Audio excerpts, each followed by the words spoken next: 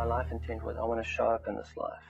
And not only do I want to show up in this life, but I'd like to show up in a way that could be useful to other people. In other words, I know that there's this present moment, space, this paradigm, which is right here. It's not like we have to go anywhere to get to heaven. We just have to show up here. We already died. We just got to show up now, rest in peace, right? Rest time to RIP, rest in peace, right? And so this state of being is here, but why is it that I'm unable to enter it? What is it that drags me out of it into this mental place, which there's this massive amount of physical discomfort? And through asking these questions and then entering experiences, I became aware of what I call the pathway of awareness. And the pathway of awareness is a pathway that our awareness moves along to enter what we call the human experience. And we can see this pathway very simply by watching a baby. When a baby's born, it first emotes. It's purely an emotional being. It then starts to use its emotions as a capacity to communicate, to try and manipulate its experience. It starts to enter more of a mental capacity, and then only can a baby reach out, deliberately grab something and hold on to it deliberately. So it doesn't come out doing physical things. It doesn't come out chatting, wow, it's weird in the womb, or it comes out emotional. And I noticed this pathway also in what I call the 7-year cycle. The first 7 years of our life, we're children, and as children, we're energy in motion. Any parent will tell you that their children are basically energy in motion, and it's an emotional period. After 7 years, we become institutionalized, in which we go into a very mentally focused aspect of our experience. And then for another 7 years, we're reading, writing, communicating, very powerful mental development. And then around the age of 14, there's actually a physical shift in our being, which we call puberty. And then we become more focused upon the physical world. So this pathway is going from the emotional through the mental and into the physical. The only thing is, by the time we get into the physical, we have become physically transfixed by this world. We perceive this world as happening to us instead of through us. And what happens is we perceive the world happening to us, and then we mentally interpret it. We try to understand it, and then we act out of these mental interpretations. And what we don't realize, and the word real eyes is related to the way that the heart sees. The heart has real eyes. The mental body has anal eyes. That's why we say I analyze this. And then the physical body has physical eyes. By the time we're adults, we are using our physical eyes and our anal eyes. And we're not using our insight. We're seeing everything outside.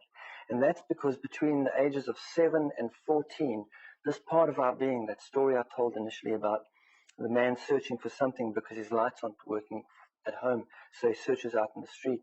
There's a part of our being that shuts down between the ages of 7 and 14, which is our felt perception. Intuition. Yes.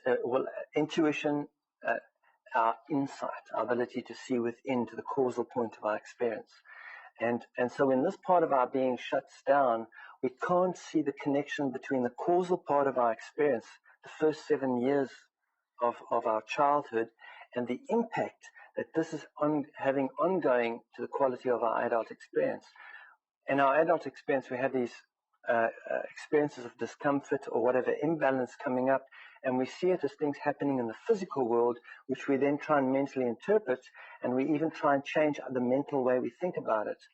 But actually, what I discovered was that in the first 7 years of my life, the experiences impacted my emotional body and created or set a way that my emotional body runs, and it runs in that pattern ongoing.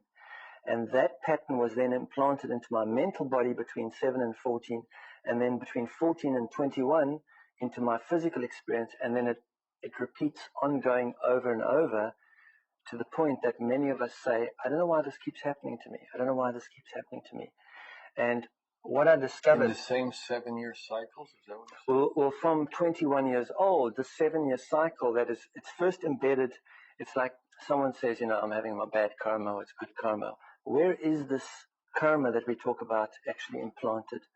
Well, it's implanted like a software program. Whatever happens to us in the first 7 years of our life determines how our emotional body functions. And that first 7 years is then repeated in the next 7 years of our life through mental activity, where we're taught storytelling almost. We turn these energetic experiences into stories, or what I prefer to call them spells, because we learn to spell words. And so we turn them into, we say, I have fear, anger, grief. When a child is up to the first 7 years of its life, it's not having fear, anger, and grief. It doesn't even use it. It doesn't define it. It becomes defined in those next 7 years. And then from 7 to 21 onwards, it becomes more physical circumstances happening to me that I see the fear, anger, and grief in the world around me. And from that point onwards, 21, that's why we have a big party at 21, because we've arrived. We've integrated something into our emotional, then mental, then physical body. And then that experience will continue every 7 years over and over in our experience. And traditionally, the first time we'd really become aware of it would be what we call a midlife crisis.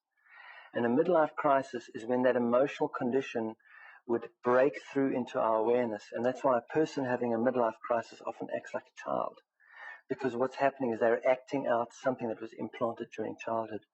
But what's happening in our world at the moment is that we've entered emotional body awareness as a planet.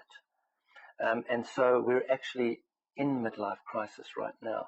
We're actually in a crisis where the emotional condition of us as humanity is coming up into our awareness. And there's two ways that we are relating to this. The human beings that know that the heart is the causal point of the quality of the experience are, whether they have the vocabulary to say that to themselves or not, what they're doing is they're taking responsibility for their life experience and go, I'm responsible for the quality of my experience. I'm responsible for how I feel about things, right? I'm taking responsibility. And so what they're doing is they are transforming what's coming up to be cleansed. The human beings that are not yet at that emotional or that heart level of awareness are still perceiving the world happening to them, and therefore going out and attacking the world and attacking the projections of their own stuff in the world. So, for example, what's going on in Iraq is a memory. What's going on in the Middle East at the moment, it's a memory. What's even going on in Pakistan at the moment, these are memories. These are ancient memories coming up that if we don't see them coming through us, we see them as happening to us. These are opportunities for us to process this, the fear, anger, and grief. That's what these memories are. To process them, or otherwise to project them out in the world. And if we project them out in the world,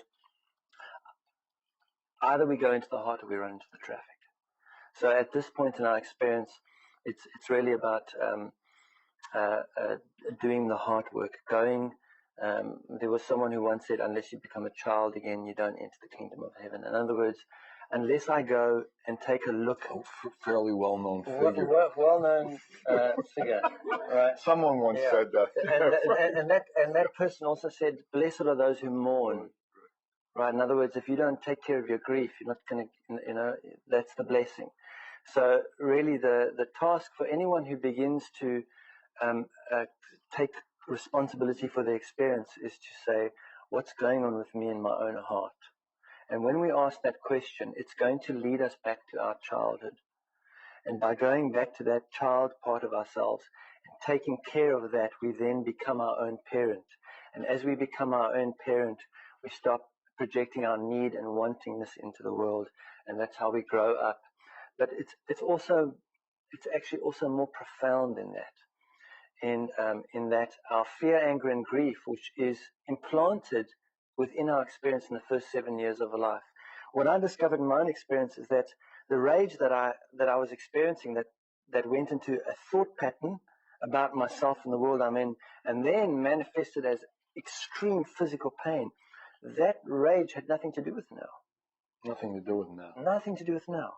It was a rage that happened to a 6-year-old whose father committed suicide, whose mother then went into a state of having a broken heart.